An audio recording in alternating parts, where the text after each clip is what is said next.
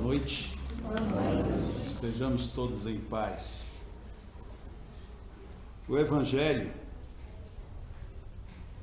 segundo o Espiritismo, é um livro dos mais simples, o mais lido de todos da obra de Allan Kardec, mas nem por isso talvez seja o melhor conhecido.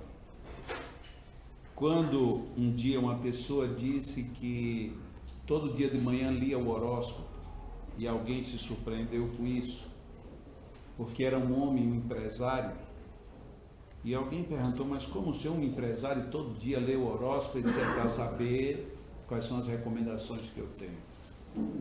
E a pessoa disse, mas o senhor lê horóscopo, o senhor acredita nisso? Ele disse, acredito, meu horóscopo é o Evangelho. Mas se o é bíblico, o senhor é evangélico? Ele disse, não, eu sou espírita. E espírita lê o Evangelho?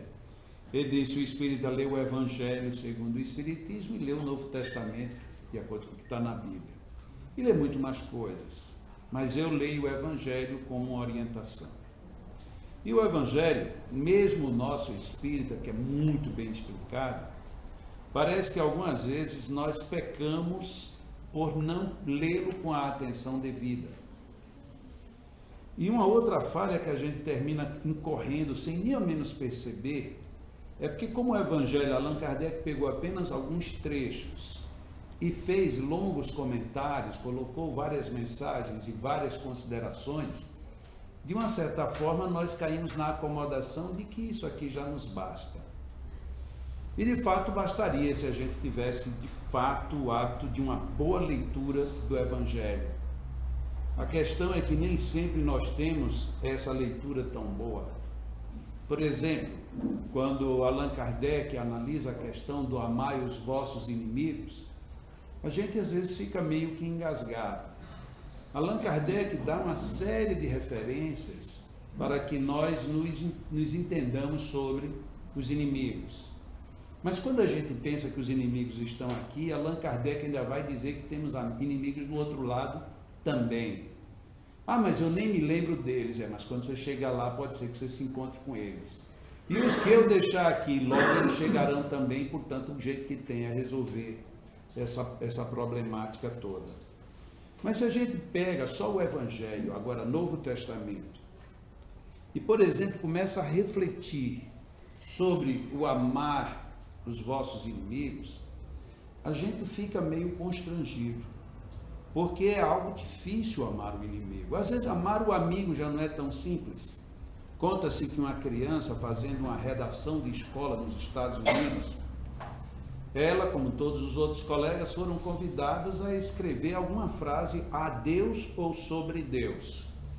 E uma das crianças escreveu a seguinte frase: Deus, lá em casa nós somos eu, meu pai, minha mãe e mais 3 irmãos.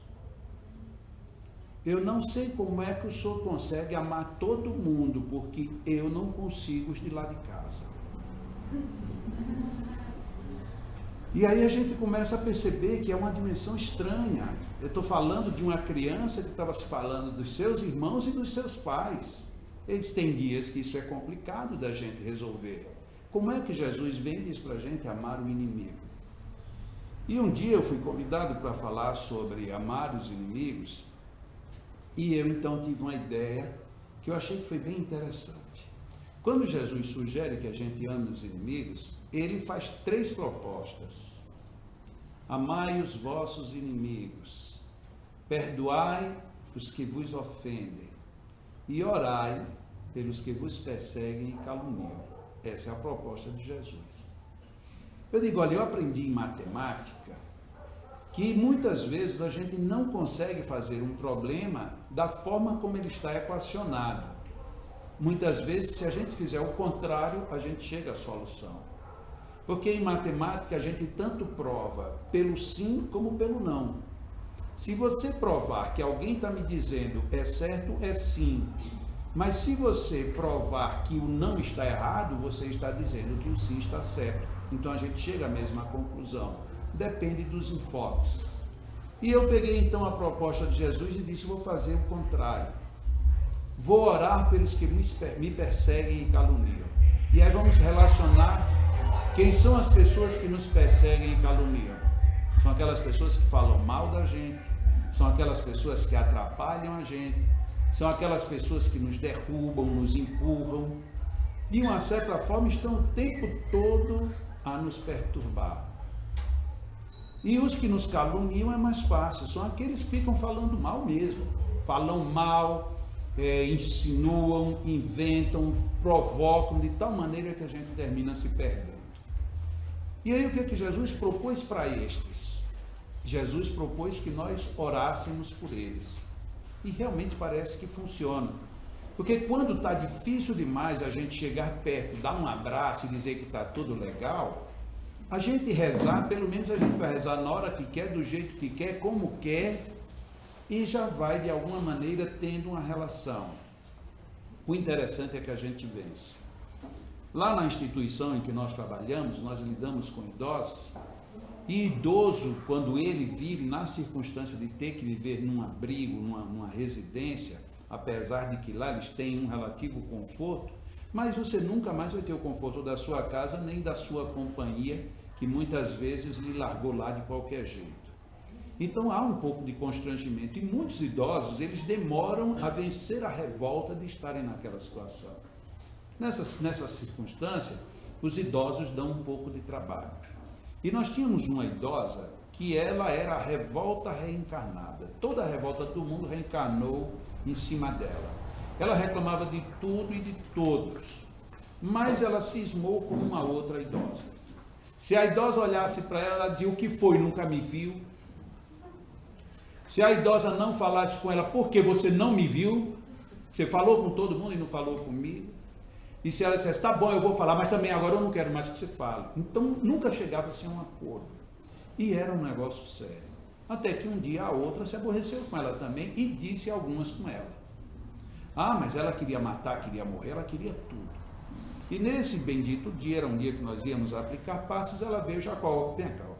Ou você dá um jeito de eu ir embora disso aqui, ou você dá um jeito de mandar essa miserável, porque senão eu vou mandá-la para os quintos dos infernos. E calma, meu Deus, olha que coisa mais forte. Não, porque não tem quem suporte e tal. E o que é que eu vou fazer? Não, você vai ter que ter paciência. Não, inclusive eu nem quero receber esse negócio desse espaço, dessas coisas que vocês inventam. Eu não quero nada. Eu quero que você mande embora a mulher. Eu digo: tá bom, eu vou mandar embora a mulher. Mas primeiro você vai ter que fazer uma parte. Se o que é que eu tenho que fazer? Você vai ter que rezar por ela de jeito nenhum. Eu disse: não, não é por ela. Você vai rezar para o anjo da guarda dela. Mas e como é que eu vou saber onde é que está o anjo da guarda? Não, se você começar a rezar, ele vai lhe encontrar e ele vai ouvir. Mas por ela, não, digo, não é por ela, é pelo anjo da guarda. E o que é que eu vou dizer? Diga a ele que deixa essa mulher ficar mais calma. Porque, por certo, o anjo da guarda dela tirou férias. Ah, só pode, porque quem está junto dela é o capeta. Eu digo: pois é, chame o anjo da guarda para ocupar, porque o negócio está sério. E ficamos naquela conversa: você vai rezar para o anjo da guarda, vou. E aí ela começou. No outro dia eu fui lá e disse: e aí, está rezando? Olha, foi difícil. Eu queria falar, quando eu queria chamar o anjo da guarda, só vinha ela na minha cabeça. E aí eu ficava com raiva. Mas Jacó disse que eu tenho que rezar, porque é o único jeito de tirá-la daqui. Aí eu comecei a rezar para o anjo da guarda, e fui rezando, e fui rezando, e fui rezando. 2 semanas depois, a outra, por quem ela estava rezando pelo anjo da guarda, adoeceu. E chegamos lá no dia do tratamento, e ela então falou: olha, sabe que aquela desgraçada nem é tão ruim quanto eu pensava? Digo: opa, já começou a melhorar. Mas por que ela não é tão ruim? Disse: não, porque olha, eu desejei tanta desgraça para ela, que ela está doente e eu estou com uma dor aqui, eu acho que fui eu que coloquei coisa ruim. Disse: pois é, você já rezou para o anjo, agora reza para ela. Mas como é que eu vou rezar para ela? Porque eu ainda tenho raiva. Não, esqueça a raiva, se lembre que ela está doente, você vai rezar para uma pessoa doente. Eu sei que com 4 semanas as duas eram amigas de infância, profundas. Ai de quem falasse da outra. É a mágica da oração que Jesus propôs. Ore por quem persegue e calunia. Não vá se abraçar de primeiro, porque é difícil. Você está com raiva da pessoa. Não, você tem que fazer as pazes. Não dá. Eu posso até, tá bom, tem que apertar a mão. Ok, aperta a mão, mas se possível até eu quebro os dedos. Mas... porque é difícil na hora da raiva, na hora da intriga, você ter essa sensação. Jesus sabia: ore. Ok. Segundo grupo.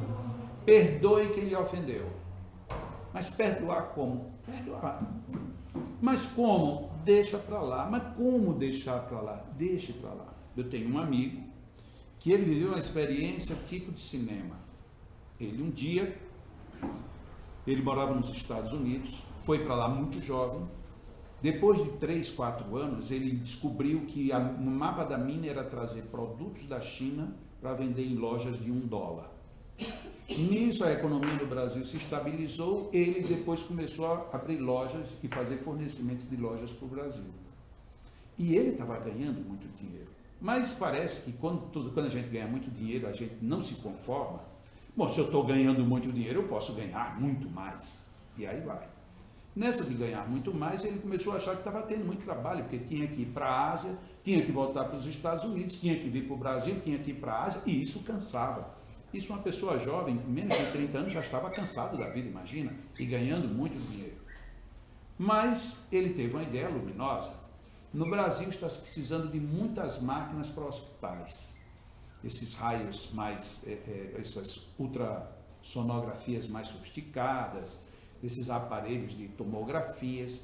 E aí ele, com uma habilidade, ele conseguiu para fazer as exportações e já fechar contrato direto. Aqui o pessoal queria, não tinha acesso nos Estados Unidos, ele conseguiu lá os acessos, conseguiu $2 milhões de crédito para fazer esse tipo de negócio, fez o primeiro negócio, vendeu 3 aparelhos para 3 pessoas diferentes, para 3 instituições. Uma mais ou menos $1.200.000, uma por volta de $600 e a outra o restante, mais $300 mil. Ele fechou a cota dos $2 milhões, tinha que cumprir prazos, ele cumpriu o prazo da máquina, cumpriu o prazo da remessa, as máquinas chegaram no Brasil antes do prazo e ele ainda tinha quase 60 dias para o pessoal pagar e ele simplesmente lá no banco pagava, ia ficar com um lucro fenomenal, que era um lucro de mais de 100%, então você tinha $2 milhões, em menos de 6 meses você já tinha multiplicado aquilo por mais de 2 vezes, porque o lucro líquido era que ia sobrar $2 milhões. Então, para ele, aquele era um grande negócio. E deu tudo certo. Só deu um detalhe errado. Nenhum dos 3 pagou. Foi o único detalhe que não deu certo. O resto deu tudo certo. E, de repente, lá, não é como aqui, que quando a coisa dá errada, ela dá errada de imediato, e se você não paga, é de imediato. Tudo é muito imediato. Não tem muita coisa demorada. E aí ele teve que vender os 2 apartamentos, teve que vender uma lancha, teve que vender os carros, teve que vender tudo e teve que vir embora para o Brasil, porque ainda ficou devendo outro tanto. E chegou aqui no Brasil e porque queria receber, e foi em cima, e os caras se esconderam porque não tinha como pagar. E ele disse assim, eu vou matar os 3, eu vou matar, porque eles me desgraçaram, pois nenhum dos 3 vai ver a cor da desgraça que me fizeram. Vou matar os 3. E estava decidido a matá-los. Quando ele pensou, esses caras já me desgraçaram a minha vida, já me tiraram tudo. Se eu matá-los, eles vão me tirar a única coisa que me resta, que é a liberdade. Porque o resto eles já me tiraram tudo, então não tem vantagem. E ele conscientemente desistiu de matá-los. Mas aquilo foi gerando um mal-estar, porque quando ele chegou de volta, de fato, ao Brasil, ele a última vez que tinha vindo era rico. E agora ele chegou no Brasil desgraçadamente pobre, devendo e com nome sujo. E ele não tinha mais o que fazer. Então vagou alguns dias e tinha vergonha de todo mundo e procurou ver e não sabia como recomeçar a vida. Como é que eu vou recomeçar a minha vida? Nisso, era quase véspera de Natal, ele disse, olha, só tem um jeito, eu vou me matar. Porque eu não vou viver desse jeito. Não dá, não posso mais voltar para lá. Eu não tenho mais crédito. Eu vou me matar. E foi num edifício, onde um colega dele tinha um escritório, e ele pediu porque queria resolver lá algumas coisas.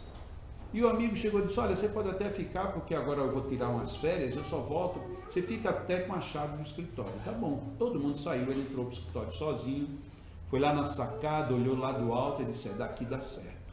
Só que quando ele pensou mesmo que ia materializar a ideia suicida, ele dizia assim, mas espera aí, os caras já me tiraram tudo, eu não posso matá-los porque eu vou ficar preso, e se eu morrer? Ele conhecia espiritismo. eu vou ficar preso agora, do outro lado vai ser pior ainda. Eu não posso dar o direito desses caras fazerem isso. Só tem um jeito. Eu vou ter que perdoar esses caras. E ali ele deu uma ideia louca. Ele pegou o telefone, segurando o telefone, ele fez uma prece e disse: Deus, eu quero falar com essa pessoa. Se o Senhor existe, dê um jeito dele atender, porque eles não atendiam. Mas como ele ia ligar agora de um outro telefone, ele pegou o telefone do escritório e ligou. Alô, quando ele ouviu o alô, era exatamente a pessoa que estava devendo a ele $1.200.000. Disse: oi cara, tudo bom? Sou eu. Olha, não desliga, eu preciso lhe dizer uma coisa. Eu quero lhe agradecer. Nossa, você foi fantástico. Desculpa por todas as grosserias que eu fiz, mas olha, eu fui no banco, tá lá o crédito, rapaz, que coisa, você me tirou de um aperto, muito obrigado. Olha, Deus te pague, você tem um Feliz Natal, um Feliz Ano Novo. Olha, meu Ano Novo, meu Natal, graças a Deus agora eu estou salvo. Muito obrigado. E desligou o telefone. Quando ele desligou o telefone, disse: aí eu fiquei maluco mesmo, porque eu acabei de dizer para o cara que o cara me pagou $1.200.000 sem ter me dado um único centavo. Mas que loucura foi essa que me deu na cabeça? Pega o telefone pela segunda vez, pede a Deus que o outro atenda, e ligou para o segundo. Fez a mesma coisa. E ligou para o terceiro e fez a mesma coisa. De repente ele desliga o último telefonema e fica: meu Deus, que loucura! Afinal de contas, eu estou abrindo mão de $2 milhões. Não são R$2.000. Eram $2 milhões. E eu abri mão. E eu disse: bom, eu não sei se eu fiz certo ou errado, mas eu estou sentindo um alívio no meu peito, que desde que aconteceu isso, nunca mais eu tinha sentido. E ele desce e sai andando pela calçada. Quando de repente ele escuta alguém chamando pelo nome: fulano! Ele disse: ah, não, é que eu tô tão aéreo que ninguém mais me conhece, ainda mais aqui nesse meio. Fulano! Aí ele parou, olhou para trás: ô rapaz, o que há? Ele disse: é mais um que vem me aborrecer, porque sabe que eu não tenho nada. Ele disse: rapaz, você não sabe como eu estou lhe procurando. Eu disse: pronto, então você me achou. Mas desde que você veio dos Estados Unidos que eu estava querendo lhe encontrar. Por quê?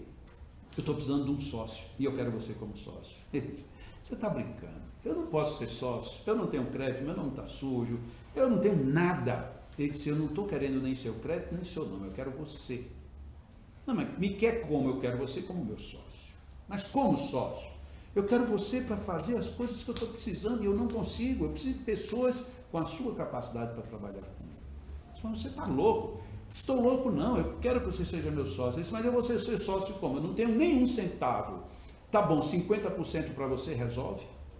E 50% do quê? 50% de tudo que eu tenho, desde que você seja meu sócio.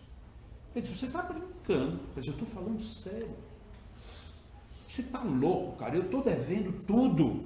Eu não tenho nada. Como é que você me quer como sócio? E eu lhe dou a metade. Ele disse: tá bom, vamos fazer assim, vamos deixar passar o Natal, você volta a falar comigo, porque eu não estou acreditando. Ele disse: não, vamos logo hoje. Não, hoje não, já é de noite. Amanhã eu lhe procuro para a gente ir fazer um cartório. Disse: tá bom, eu quero ver se você aparece. E no outro dia o cara estava lá pegando ele para ir para o cartório, 50% de tudo.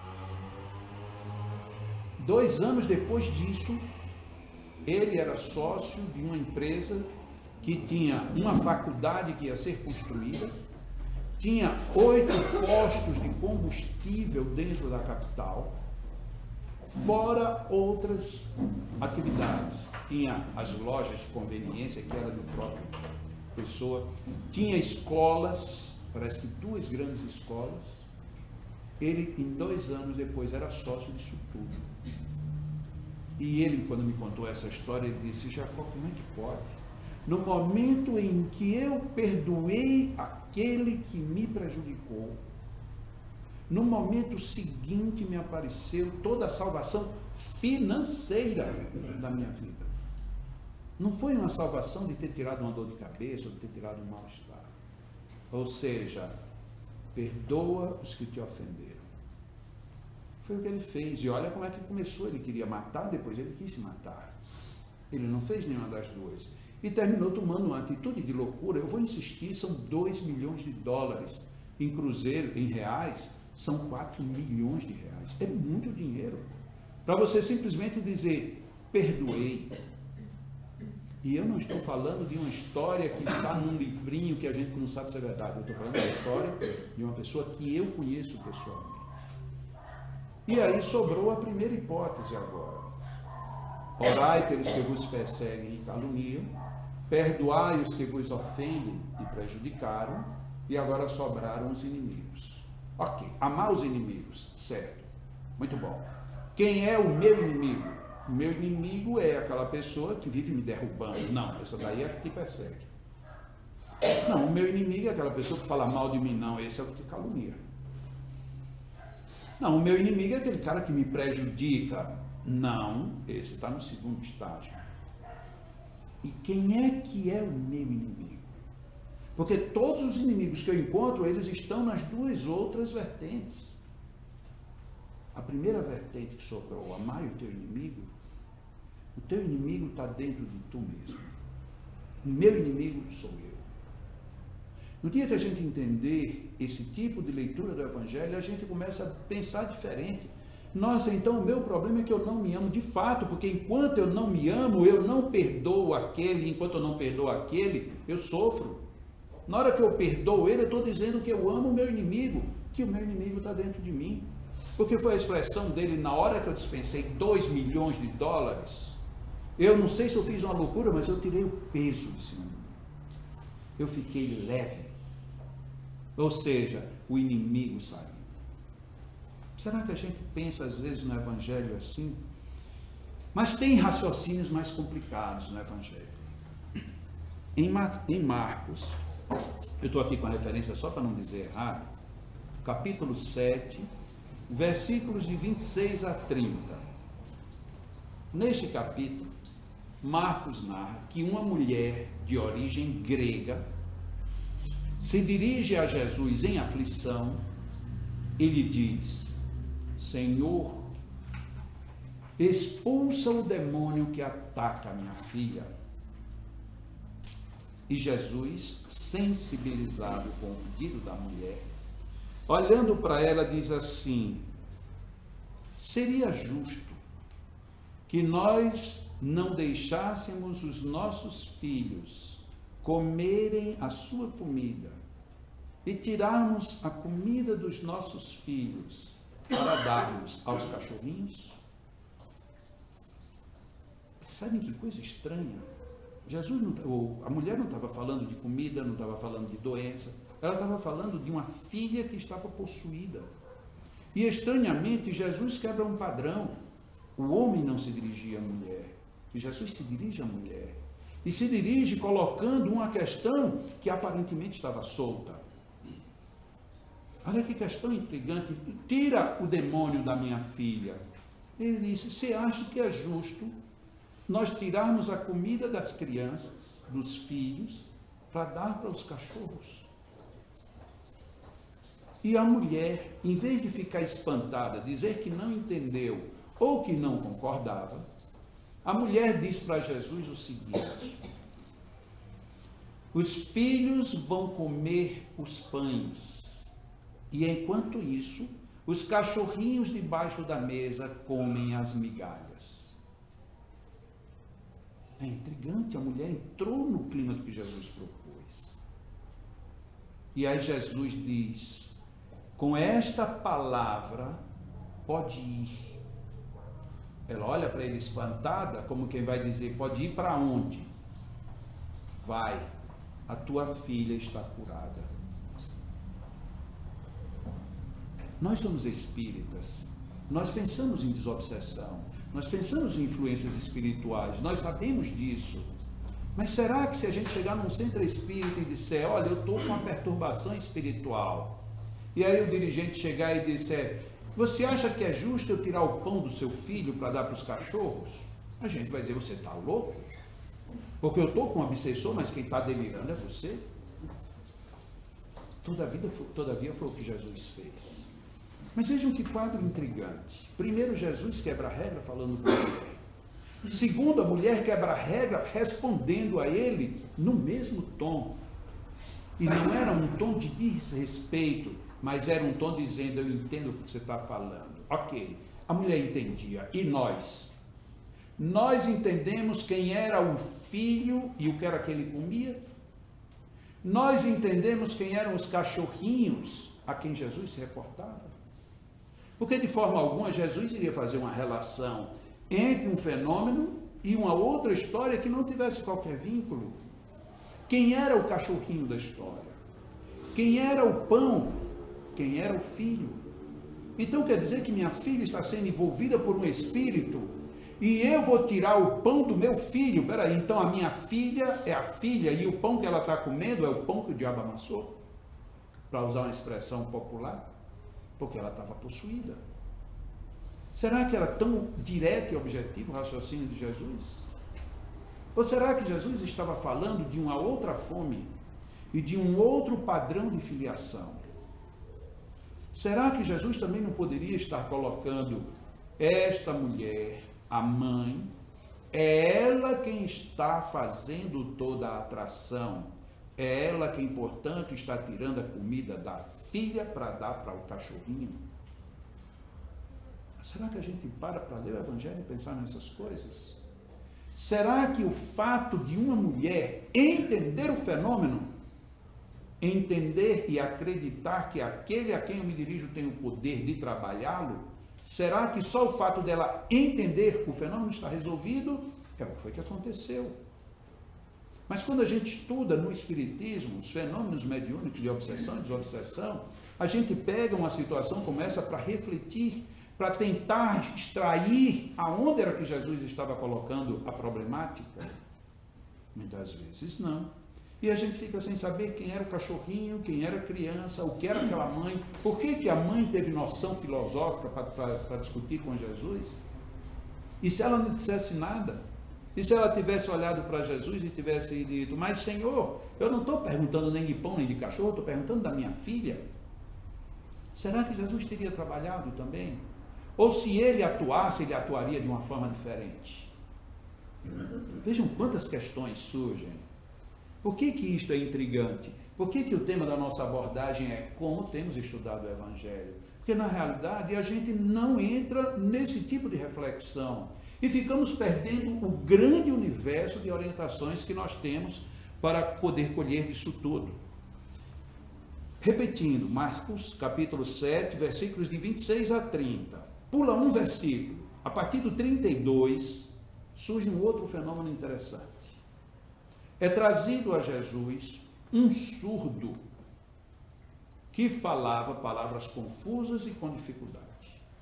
Para toda pessoa que entende um pouco do fenômeno, sabe que quem é surdo tem dificuldade de articulação. Muitas vezes não é que ele seja mudo, é porque como ele não ouve, ele perde a referência. E trazem o surdo para Jesus, em meio à multidão. Olha como os detalhes acontecem e a gente não percebe. Primeira coisa que Jesus fez foi, retiremos este homem da multidão. Vamos levá-lo em particular. Pergunta, por que na multidão ele não curaria? Ou por que haveria agora uma ação diferenciada que poderia impactar a população? Seria porque Jesus queria deixar uma forma circunscrita de terapia? Ou seria talvez porque Jesus queria, apesar de surdo, é bom que você ande mais um pouco para poder ser tratado? Só aí já vemos que tem várias hipóteses. Jesus tira o homem da multidão e num dado momento Jesus, segundo Marcos, enfia os dedos nos ouvidos do homem. Quem estuda magnetismo já ouviu falar numa expressão que se chama introjeção fluídica ou introjeção magnética, que são atitudes, circunstâncias do magnetismo em que nós manipulamos energias diretamente entrando pelos canais auditivos. Quando a gente sabe disso e vê Jesus colocando os dedos nos ouvidos, fica a pergunta, será que Jesus realmente ele só curava só dizendo, tá bom, pode ir que você tá bom? Como ele fez com a mulher, que bastou ela responder e dizer, pode ir que sua filha já está curada. Ele não foi lá, não impôs mão, não fez coisa nenhuma. Mas agora ele tira o homem do foco, leva ele em particular põe os dedos nos ouvidos, depois cospe, tudo isso na narrativa de Marcos, puxa a língua do homem para fora e segura, e depois ele diz uma palavra, efatá, que significa dizer, abre-te. Ele estava falando para que se abrir, ou para quem? Ele tinha tocado os ouvidos, estava puxando a língua, tinha cuspido, o evangelista não disse onde, eu imagino que deve ter sido na própria língua, deve ter sido um negócio engraçado. Você puxar a língua de alguém e dar uma cuspidinha básica, e aí você dizer, abre-te, não poderia ser a boca, porque a boca estava aberta, porque para segurar a sua língua, a boca está aberta. Ele estava falando agora toda uma interação energética no sistema auditivo. E depois disso, o homem volta a ouvir, caracterizado pela fala que ele começa a expressar. Nossa, mas para Jesus curar, ele precisou disso tudo. Ele que tinha acabado, dentro da sequência cronológica registrada por Marcos, tinha acabado de resolver uma situação de uma mulher de uma forma altamente filosófica. Ele precisou de uma forma altamente material. Pegar nos ouvidos, colocar os dedos dentro dos ouvidos do surdo, puxar-lhe a língua, cuspir e dizer uma palavra forte e o homem voltar a ouvir. Quantas lições nós temos aí? Para tudo que a gente queira. Como Jesus tinha prudência, como Jesus guardava a ocasião, como ele tinha respeito pelas circunstâncias, como não era tudo mágico, porque se fosse mágico ele não precisaria fazer nada dessa cena, porque do contrário eu tenho que imaginar que Jesus então queria apenas fazer uma brincadeira. Mas se ele queria fazer uma brincadeira, por que ele não fez na frente de todo mundo? Ele fez à parte porque era um caso muito delicado. Mas a gente lê o Evangelho desse jeito. Marcos, no capítulo 8, ele fala do outro caso, do cego.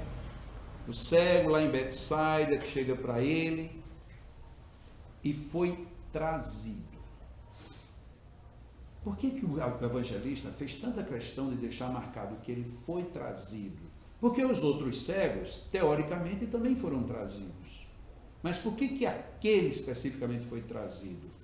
Porque estava registrando que ele não queria vir. Portanto, não era o cego comum, era o cego que opunha resistências por não acreditar no próprio fenômeno. Jesus, mais uma vez, pega esse cego e agora não o tirou da multidão, ele o retirou da aldeia.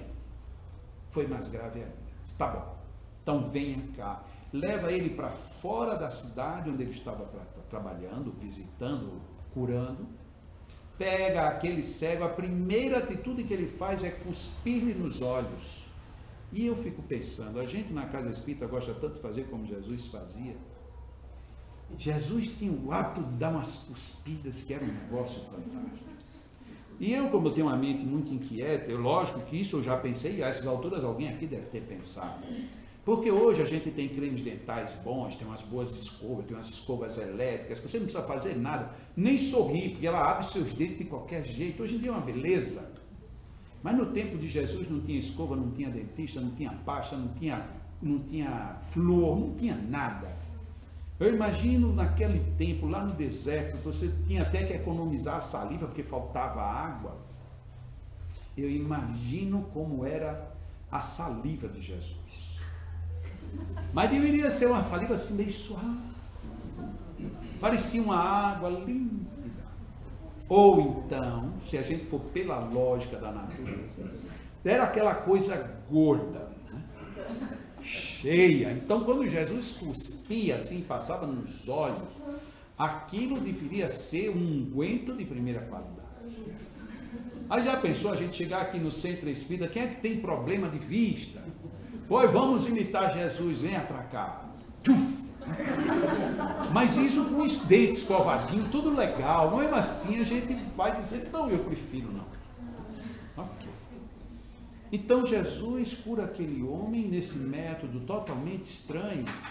E no final ele diz que ao homem que ele não pecasse mais.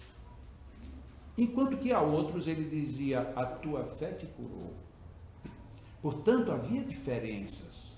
Não havia um modelo, não havia um padrão. E a gente lê o Novo Testamento, a gente lê Bíblia, a gente lê tudo e dificilmente a gente percebe isso. Uma outra cura bem diferente. Agora está em Lucas. Lucas no capítulo 7, 12 a 15. Vem vindo um féretro, ou seja, um enterro de um jovem. Inclusive é bom porque a gente quando fala assim, ressuscitação, só teve a de no Evangelho. Quem foi que ressuscitou no Evangelho? Que Jesus ajudou a ressuscitar? Lázaro. Pois é. Pois tem essa outra também. A mãe vinha trazendo o filho que estava já no caixão. E ela vinha chorando muito quando Jesus cruza. E Jesus, olhando para aquela mulher em profunda lágrima, ele se condói, isso de acordo com a visão de Lucas, e diz, nossa mulher, por que tu sofres tanto? Diz, meu filho, tão jovem, está morto, estou indo enterrá-lo. Ele, condoído, toca no esquife, ou toca no caixão. Toca no caixão. E naquele momento ele pede que os que estão transportando parem. E param. E no que param, o jovem se senta, deve ter sido uma cena também muito interessante. O jovem se senta e começa a conversar. Aí ele diz, desce, desce e segue com a tua mãe. Ou seja, ele não tocou no jovem, ele não cuspiu, ele não, nada, nem jogou nenhuma história para a mãe matar a charada, nada. Ele apenas parou, tocou no caixão, o jovem levanta-se, desce e anda. É o mesmo caso, bem parecido com o de Lázaro. Nós iríamos dizer, estávamos num estado de profunda catalepsia, ok, mas Jesus, de alguma forma, teve como tirá-lo daquele estado. Veja como Jesus era fantástico nas curas. Mas a gente não percebe essas variedades, essas variantes, todas essas nuances que estão dentro desse processo. Mas tem uma situação aqui que eu acho que é uma das mais interessantes para nós pensarmos, não é para nós tirarmos análises filosóficas, mas para a gente pensar. Lucas, que era médico, Lucas registrou no capítulo 7, dos versículos 37 ao 50, a seguinte situação. Um homem judeu convidou Jesus para um banquete. E Jesus foi. Uma pecadora, sabendo que Jesus ali estava, pegou e levou consigo uma vasilha cheia de unguento, entrou pelas portas do fundo e quando viu Jesus de costas, ela se jogou para debaixo da mesa e ali, abraçando os pés do Senhor, chorava tanto que as suas lágrimas banhavam-lhe os pés. E em banhando os pés, ela usava os seus longos cabelos para enxugá-los. Paralelamente, ela pegava o unguento que tinha trazido, passava tudo aquilo nos pés do Senhor e os beijava sem parar. Nisso, o judeu que o havia convidado, que se chamava Simão, pensa alto. Este homem não é profeta como eu imaginava. Porque se ele fosse profeta mesmo, ele saberia quem é esta mulher, de onde ela vem e o que ela faz. Jesus, ouvindo aquele pensamento, diz assim: Simão, eu quero te contar uma história. E Simão olha para ele e diz: pois não, pode contar. Ele diz: um senhor tinha 2 devedores. Um lhe devia 500 denários e o outro lhe devia 50 denários. Mas nenhum dos 2 tinha condições de pagar a dívida. E aquele senhor, generoso que era, os perdoou de suas dívidas. E aí ele faz uma pausa e pergunta para Simão: qual deles amará mais ao Senhor? Olha que situação intrigante Jesus coloca. Porque ali a gente pode pensar de mil maneiras. Vamos pensar matematicamente quem deve mais, quem deve menos. Se for proporcionalmente, quem é que deve mais? É quem está com maior dificuldade de pagar, que nem sempre é quem tem o maior volume. Quem é que deve mais? É aquele que, além de dever, se esconde, ou era o que estava devendo e queria pagar e não conseguia? Vejam que surge um mundo subjetivo dentro da pergunta de Jesus.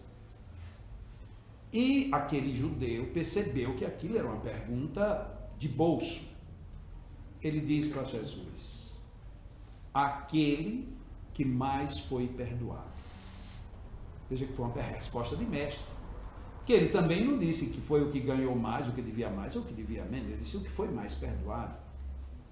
E Jesus então diz: muito sábia a tua resposta. Mas perdoado será aquele que mais ama. Simão fica sem entender agora. E aí Jesus explica: tu me convidastes para a tua casa e eu vim, mas em nenhum momento tu providenciastes para que os meus pés fossem limpos. Mas esta mulher banhou meus pés com as suas lágrimas e os enxugou com os seus cabelos. Tu, como meu anfitrião, tu deverias ter colocado um unguento na minha cabeça, porque era tradição. E tu não colocastes. Mas esta mulher trouxe um unguento para me balsamizar os pés. Tu, em nenhum momento, me deste sequer um abraço. E esta mulher, o tempo inteiro, está aqui beijando os meus pés. Mulher, parou a conversa com Simão, estás perdoada dos teus pecados. Os homens que estavam presentes cochicharam na hora e disseram assim: e quem é este homem que tem o poder de tirar pecados? E Jesus continua dizendo para a mulher: os que mais amam são os que mais ganham. Vai, não peques mais. Vai em paz. Olha que lição fantástica. O evangelista Lucas, quando ele começa a fazer a narrativa, ele diz uma pecadora. Na visão do evangelista, ele qualificou e condenou a mulher, mesmo ele se posicionando como um narrador. Simão disse frontalmente: ele não sabe quem é, portanto ele não é profeta, porque se ele fosse, ele sabia que isso é uma mulher de má vida e que, portanto, não deveria estar aqui. Então, Simão diz que ela é uma pecadora. E Jesus diz que aquela é a que mais ama. Como é que nós ficamos perante este evangelho? Como é que nós vamos entender o que é o evangelho se a gente não começar a pensar em coisas, em questões, em situações como essa? Porque são situações que nos colocam perante os nossos próprios valores e não mais agora os valores dos outros. Como é que eu vejo uma pessoa que está em pecado? Porque ela era prostituta. Como é que eu vejo como uma prostituta? Jesus não estava tirando nenhuma vantagem do partido, mas ele estava dizendo que aquela era a que mais amava entre todos os que ali estavam. Ou seja, era muito menor o erro que ela vinha cometendo do que o amor que ela estava apresentando. mas nós preferimos valorizar o erro do outro do que a grande atitude nobre que o outro possa apresentar. Então Jesus diz, você me convida, e vieram tantos, e ninguém fez nada do que essa mulher fez. E por que ela fez? Só faltava ele dizer, não é porque ela está apaixonada pelo homem, porque homem ela tinha vontade. Ela estava buscando o sentido. E na hora que se busca o sentido de vida, pouco importa o que você é, o que você fez ou o que você faz. Aqui em Curitiba, uma pessoa no final de palestra chegou para mim e me fez a seguinte pergunta: Jacó, uma pessoa que tentou se matar nesta vida, ela está irremediavelmente comprometida? Eu disse, não. A lei não é para ser assim. Eu olhei para ela, estava correndo 2 lágrimas. E eu disse, por que você me fez essa pergunta? Ela disse, porque até hoje, em todas as casas espíritas que eu fui, me disseram que esse crime não tem perdão. Mas Pedro, que foi aquele que mais demorou a entender a mensagem de Jesus, ele disse depois que Jesus partiu, o amor cobre a multidão de pecados. Quem sou eu que tenho autoridade de, como espírita, dizer para uma pessoa que errou, que aquele erro jamais vai ser perdoado, que você vai ter agora que purgá-lo? Vai sim purgá-lo, mas como? Quando? Não necessariamente numa outra vida vem alguém me dar uma facada. Não necessariamente quando eu morrer tem que sofrer aqui, ali ou acolá. Por que nós não pensamos que Deus é esse representado por Jesus, enquanto todo mundo está dizendo que você errou porque você é prostituta, ela diz, essa é a que mais ama. A gente ainda não aprendeu a entender a mensagem de Jesus. Não é que Jesus estava batendo palma para todo mundo que estava fazendo errado. Mulher, onde estão aqueles que te condenavam com a mulher que ia ser apedrejada na rua? Todos foram embora. E o que é que Jesus disse? Eu também não te condeno. Mas ele não pôs um ponto final aí na oração. É um ponto e vírgula. Vai, mulher, e não peques mais, para que não te sucedam coisas piores. A estrutura do amor está totalmente ali, porque é um amor que redime, que dá oportunidade, que mostra caminho, que traz solução. Mas às vezes a gente tem estudado um evangelho punitivo, desculpa a expressão, castrador, um evangelho que parece que pesa nos nossos ombros mais do que a nossa própria cruz.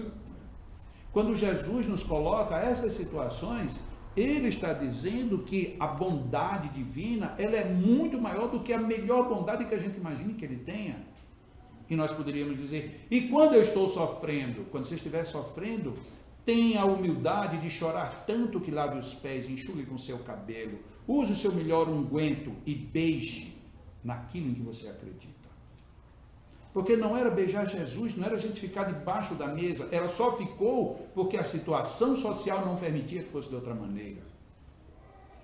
E de uma outra maneira, se ela chegasse por cima e ficasse beijando o rosto, iriam dizer que ela estava pervertendo aquele homem. Então ela foi para a situação de maior humildade, mas uma humildade com ação, com eficiência, com transformação interior. O reino dos céus, Mateus capítulo 14, versículo 31. O reino dos céus é do tamanho de um grão de mostarda que foi semeado por alguém que quis semear. Mas que coisa engraçada! A gente só se lembra do grão de mostarda quando Jesus falava de fé. E de repente em Mateus 14, 31, no único versículo, ele diz que o reino dos céus é como um grão de mostarda. Uau! Isso coloca uma nova situação na nossa cabeça, porque se a grão de mostarda é o tamanho menor para que a gente tenha fé, ele ao mesmo tempo está dizendo que o mesmo grão de mostarda é o próprio reino divino. Se nós fizermos aqui um exercício matemático e parabólico, nós poderíamos dizer o quê? Quando nós tivermos um grão de mostarda dentro de nós não teremos só a fé, nós teremos o reino divino dentro de nós. Olha que proposta ousada de Jesus, porque ele não esquecia que ele já tinha falado do grão de mostarda de outra vez. E Jesus, quando falou do grão de mostarda, ele falou de uma forma também muito intrigante, e que a gente quase nunca percebe, e essa está no Evangelho. Só que no Evangelho não tem essa parte desse comentário. Mas olha bem como é que é a cena, todo mundo se lembra. Ele vinha caminhando e teve fome. E olhou para Pedro e disse: Pedro, vai ali e traz um figo. E Pedro, eu imagino a cara de Pedro. Pedro deve ter dado uma risada para Jesus. Senhor, o senhor está querendo o quê, Senhor? Isso, um figo. Ele disse: mas Senhor, o senhor sabe que não é tempo de figo. Como é que o senhor quer um figo? Porque Pedro não era daquele, sim senhor. Pedro ele era cruel. Ele deveria ser um bonachão, penso eu. Um bonachão no melhor sentido da palavra. Mas Jesus, vamos calma, senhor. Como é que eu vou arrumar agora um fruto ali? O senhor está vendo, o senhor está olhando, não tem fruto nenhum. Aí Jesus vai e diz assim: tá bom, pois que ninguém coma de ti fruto algum. Mateus narra que no dia seguinte, quando eles voltaram, a figueira tinha secado até a raiz. Provavelmente terá sido no dia seguinte, porque Mateus estava junto. Marcos, no Evangelho, quando narra a mesma passagem, ele já diz diferente. Assim que Jesus começa a dizer que ninguém coma de ti fruto algum, a figueira murchou na hora. O fato é que, ou na hora, ou no dia seguinte, a figueira murchou. Tá? Inclusive na fé que transporta montanhas. Ok. Aí quando volta, diz: Senhor, a figueira que tu amaldiçoaste secou até a raiz, secou tudo, não sobrou nada. Aí Jesus vai e diz o seguinte: se tiverdes a fé do tamanho de... Lá voltou o danado do grãozinho. Se tiverdes a fé do tamanho de um grão de mostarda, direis para uma figueira que ninguém coma de ti fruto algum, e ela murchará. Aí vem a parte mais difícil. E direis a uma montanha: montanha, sai-te daqui e joga-te ao mar. E a montanha irá. Por que isso é intrigante? Porque Jesus poderia muito bem, para mostrar que era poderoso, ele ter feito o seguinte: deixava a figueira viva e dizia: tá bom, a figueira vai ficar aí, mas essa montanha vai sair daqui lá para o oceano. Mas ele não fez isso. Ele só mexeu na figueira. Na figueira a gente sabe que tem muita gente que tem olho gordo e que basta olhar e já olha para essas rosas: meu Deus, que rosas lindas, e as rosas já vão... Né? O que significa dizer que Jesus também tinha um olhar meio gordo, né? Porque ele matou a figueira rapidinho. Né? Lógico que ele queria demonstrar alguma coisa com isso, mas não dá para dizer de que ele não teve olho gordo, porque que ela murchou. E quando se diz murchou até a raiz, é porque agora não adianta, a água não adianta mais nada, acabou, essa já era. Então Jesus foi poderoso. Mas ele disse que eu posso fazer isso, mas que eu posso também mover uma montanha. Como ele não falou de forma figurada, nós tivemos que colocar a figura no processo. Não, é a montanha das nossas dificuldades. A gente joga no oceano da vida, aí fica um negócio bonito, poético. Tá bom, vamos imaginar que esse seja a conclusão final. Mas por que Jesus não tirou nenhuma porçãozinha de areia? Disse: olha, eu vou fazer só aqui, ó, vai só essa porção de areia vai voar aqui para vocês verem. Ele não fez. Por que será que a gente não pensa nisso? Porque é desconfortável. Que a gente fica numa situação delicada: como é que eu vou pensar isso com Jesus? Como é que eu vou querer entender que fé poderosa é essa, que eu posso mudar uma montanha? Nós sabemos que filosoficamente isso é fácil. Um dia isso aqui não existiu, e um dia alguém disse: vou fazer vou fazer a Sociedade Espírita João Guinil. E aí fez, e projetou, e tome parede, tome sala, tome vidro temperado e tal, e fez. E isso aqui um dia era só um terreno.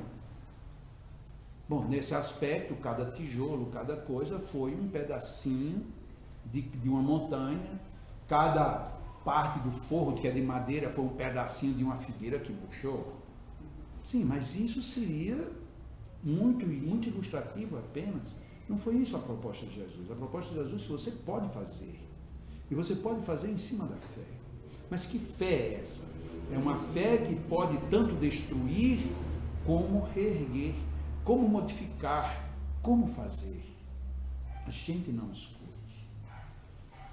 Eu sei que talvez algumas pessoas fiquem meio desconfortáveis com esse tipo de comentários que eu fiz hoje, porque é meio estranho a gente de repente chegar assim, saber que vai ter um evento agora com os maiores nomes de expositores do Brasil.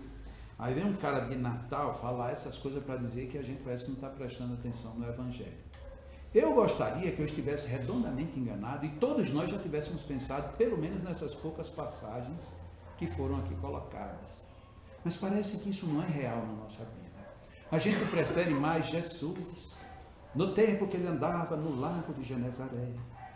E ele então curava, multiplicava os pães. Tá? É tão bonito, mas está há 2000 anos. Na hora que eu começo a pensar Jesus nesse evangelho que ele está aqui ao meu lado, por exemplo, aqui no trânsito de Curitiba, não sei aqui de Campo Largo, eu não sei aqui em Campo Largo, eu não sei aqui se tem o mesmo problema de trânsito, né? Mas imagina a gente andando lá em Curitiba e a gente vai sozinho no carro e na hora a gente se lembra, mas Jesus está vivo e sentado aqui no banco ao lado. Aí a gente está chegando e o semáforo ficou amarelo e a pessoa da frente freou. E a gente vai dizer, esse nosso irmão, né, Senhor? É o nosso irmão. Porque aí Jesus começa a funcionar. O problema é que Jesus está lá no lago de Genezaré há 2000 anos. E a gente está precisando trazer Jesus aqui, ó, para ficar aqui juntinho da gente. Ah, eu vou dizer para aquele... não vou dizer, né, Jesus? Não vale a pena. Pois é, aí a gente já não diz. A questão é que a gente começa a se esquecer, a gente aprende, porque é muito bonito. Normalmente, esses expositores que falam desse Jesus há 2000 anos, eles tremem o lábio, as cordas vocais, porque Jesus, quando caminhava por aqui, aí dá uma vontade de chorar tão grande que a gente se arrepia. Tudo bem, mas quando termina, é que nem um filme que a gente assistiu e foi para casa e acabou. Quando é que vai ter outra cena dessa? Daqui a mais um ano a gente vai assistir outro filme desse. Uma palestra como essa de hoje, um comentário como esse, é ruim, porque ele fica, né, arrancando os pedacinhos da gente. Meu Jesus Cristo, como é que eu vou perdoar agora 2 milhões de dólares? Eu tenho uma dívida do cara de 20 reais e está difícil, irmão. Né? Meu Jesus, como o negócio é complicado. A gente parece que não pensa bem. E a proposta de hoje era essa. Mas para não ficar nenhuma notícia ruim, porque parece que eu só peguei as coisas mais cruéis. Em Mateus, no capítulo 18, infelizmente eu não coloquei o versículo, mas vocês olham no capítulo 18, é só um versículo. Ele diz assim, não é da... Isso é Jesus quem diz. Não é da vontade de meu Pai que está nos céus, que venha a perecer um só destes pequeninos. Olha que mensagem grandiosa. Porque quem são os pequeninos do Senhor? Quem são os pequeninos de Deus? São as crianças. São as crianças que ainda estamos na intelectualidade querendo aprender e nas emoções querendo nos levantar do chão. Nós somos as crianças. Nós somos os que falhamos, nós somos os que não entendemos, nós somos os que demoramos no caminho. Mas que bom! Nenhum desses está no projeto de Deus, que nenhum, absolutamente nenhum, se perca. Aí tem muita gente que já se apressa, mas os que não ficarem aqui vão ser degradados. Calma, calma. Deixa Deus resolver isso. Porque se eu começar a pensar que fulano era tão mal que não volta mais, eu já estou condenando. Tem uma história muito interessante em que um pastor protestante estava fazendo um culto. A história é com um pastor protestante. Por favor, se alguém for protestante, não pense que eu estou colocando nada fora do tom. E o pastor, na sua preleção, muito empolgado, porque os pastores, eles são mais empolgados do que os espíritos, pelo menos quando estão falando. Porque nós espíritas ficamos, por quê? Nós precisamos sofrer, porque a vida nos reserva tantas oportunidades para crescermos, mas vamos ter que purgar, pagar, expiar. A gente, nossa, aquilo é uma faca que colocaram e vão empurrando, empurrando, empurrando. A gente, quando sai do centro, diz: e aí, como é que você está? Bem, bem ruim, né? Porque isso não pode ser. Mas os pastores não. Meus irmãos, aleluia! Porque a força do Senhor, a gente diz assim: nossa, mas o negócio vai, e vai. A gente não sabe bem, mas vai. E a gente sai, e aí depois no final, vamos um aleluia. Vamos lá, meu irmão, aleluia, meu irmão, aleluia, aleluia, aleluia. Levanta a mão. As pessoas ficam contagiadas. Eu acho interessante. Lógico, se eu for fazer isso num centro espírita, vão me condenar, me colocar de cruz de cabeça para baixo. Aí, por enquanto, eu estou me reservando. Mas o pastor estava lá. Porque Jesus está sentado ao lado de Deus no reino dos céus. E aí um moço que estava sentado numa das filas fez assim. E o pastor viu. O pastor olhou para ele, aquele olhar de muito amor. Nem todo mundo entende a mensagem do Senhor, mas Jesus continua sentado ao lado do Senhor. E o pastor ficou furioso com aquilo. Tem pessoas que são hereges, que ainda irão sofrer as amarguras do Geena. Porque eles não gostam de dizer inferno, porque tem medo de ir para lá. Então. Mas Jesus, lá ao lado de Deus, ele não tinha jeito. Terminou o culto, mas o pastor saiu, porque o moço já foi terminando, ele já foi levantando, e o pastor já saiu em busca dele. Mas lógico, porque é muito ousadia, você vir para o culto para me desafiar, para desafiar Deus, Jesus, a lei. E o pastor foi agora. Chegou lá: moço, vem cá. Não, calma, quero falar com você. Como é que eu estou dizendo que Jesus está ao lado de Deus? Você diz que não, porque não está. Como não está? Porque não está. Você está desacreditando a igreja, a Bíblia. Eu disse: não, senhor, eu estou usando a lógica. Eu disse: que lógica maluca é essa? Lógica do demônio que você está trazendo aqui para a minha igreja? Eu disse: não, senhor. Olha, o senhor veja bem. O senhor sabe o que é que eu sou profissionalmente? Ele disse: não tenho a mínima ideia. Ele disse: eu sou bombeiro. E eu estou muitas vezes deitado, quando de repente alguém chega, toca um aviso, e a gente tem que descer correndo, entra no carro e vai sem saber nem para onde. E quando de repente a gente chega, está lá o fogaréu maior do mundo. Eu não sei quem nem o que está lá dentro, mas eu entro, arrisco a minha vida para tirar alguém que está no fogo. Você quer que eu acredite que Jesus está lá ao lado de Deus? Não, senhor. Jesus está no inferno. Está no inferno resgatando as almas que estão perdidas. Muda completamente o nosso conceito. Porque quando a gente diz que Jesus está no alto, nós imaginamos que ele está longe dos que sofrem.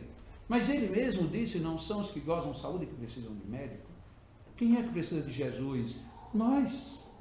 Nós precisamos de Jesus. Mas qual Jesus? Aquele lá do lago de Genezaré? Não! Aquele que está aqui comigo. Aquele que eu estou procurando entender, aquele que eu tenho dificuldades. Daí a importância de nós procurarmos algum meio de estudarmos melhor o Evangelho. Para que a gente consiga viver a emoção de Jesus. Para a gente consiga viver os batimentos dele dentro do nosso peito. E não para que a gente seja piegas, seja infantil pelo mundo afora, mas para que a gente seja grandioso. Como grandioso ele foi quando ele vai para Pilatos, que tinha o poder de livrá-lo ou condená-lo, e Pilatos diz: és, pois, rei? E bastava ele dizer: não, senhor. E ele disse: tu dizes, sou rei. Ele não tinha o menor medo, nem de ninguém, nem de nada, porque o medo não fazia mais parte dele mesmo. Por quê? Porque ele sabia o que era a vida. E foi esta vida em abundância, João 10:10, que ele veio para nos ensinar. A vida em abundância do Evangelho está na nossa percepção do Evangelho. Muitíssimo obrigado e que nós pensemos bem em todas as coisas que o Evangelho nos oferece. Muita paz.